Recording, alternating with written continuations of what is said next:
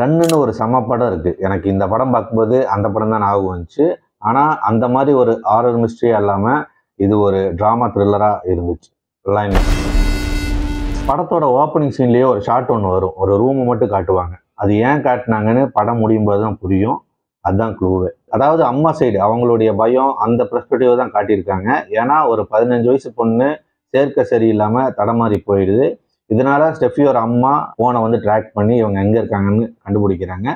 ஏன்னா இவங்க சில டைம்லாம் வீட்டுக்கு வராமல் டோப் அடித்து கண்டமினிக்கு போயிடுறதுனால இவங்க வந்து ஒரு மாதிரி பயமாக ஒரு மன உளைச்சலுக்கு ஆளாகிறாங்க. இந்த மாதிரி ஃபோனை ட்ராக் பண்ணி ஸ்டெஃபி இருக்கிற இடத்துக்கு அவங்க அம்மா ஹெலனா வந்துடுறாங்க. வந்தால் இங்கே பொடியினுங்கெல்லாம் கேங் சேர்ந்து ஒரே கூத்து கும்மாளமாக இருக்கிறானுங்க. நம்ம ஸ்டெஃபியே வந்துட்டு ஃபுல்லாக போதையில் அவங்க அம்மா மூஞ்சிலே புகையை விட்டுருது. அந்தளவுக்கு போதையில் இருக்கும் போல். இந்த நிலைமையில வந்து போலீஸ் எல்லாம் வந்துடுறதுனால அவங்கெல்லாம் எஸ் ஆயிடுறானுங்க. ஸ்டெஃபியும் வந்து அங்கேருந்து ரெஸ்கியூ பண்ணி கூட்டிகிட்டு வந்து வீட்டில் வச்சுறாங்க. வீட்டில் பார்த்தா இது சும்மா இருக்காம அங்கேயும் வந்து போதையை ஏற்றிருக்கும் போல். இதனால அங்கே ஒரே அலப்பலாக அதை கூட்டிகிட்டு ஹாஸ்பிட்டல் கூட்டிகிட்டு போயிடுறாங்க ட்ரீட்மெண்ட்டுக்காக. இந்த ஹாஸ்பிட்டலுக்கு கூட்டிகிட்டு போனதுக்கப்புறம் தான் வந்து அப்படியே படம் அப்படியே டார்க் சைடாக போகும். ஏன்னா இந்த ஸ்டெஃபியை ப்ரொடெக்ட் பண்ணுங்கிறதுக்காக இந்த ஹெலனா வந்துட்டு என்ன பண்ணுறதுன்னு தெரியாமல் அவளை கூட்டிகிட்டு வந்து அம்மாவோடைய வீட்டில், அதாவது ஸ்டெஃபியோட பாட்டி வீட்டில் கொண்டு வந்து வச்சுருப்பாங்க.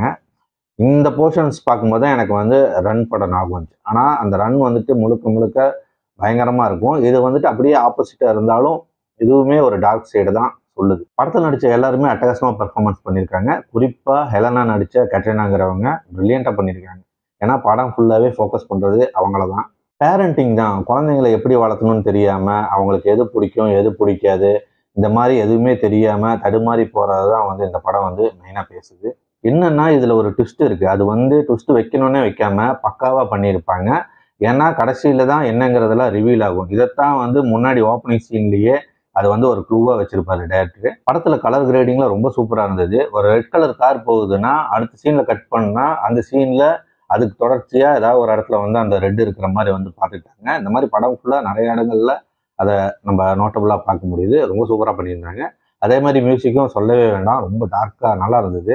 படம் வந்து எங்கேயுமே போர் அடிக்காமல் நல்லா எங்கேஜிங்காக போகுது. அந்த ட்விஸ்ட் வரும்போது நம்மளே எதிர்பார்த்துருக்க மாட்டோம். ஏன்னா அந்த அளவுக்கு கதையோட பிளெண்ட் ஆகி இருக்கும். ஸோ இந்த படம் வந்து ஹெலினாவோடைய மேட்னஸான ரியாலிட்டி அண்ட் இமேஜினேஷன் தான் வந்து போர்ட்ரேட் பண்ணியிருக்காங்க.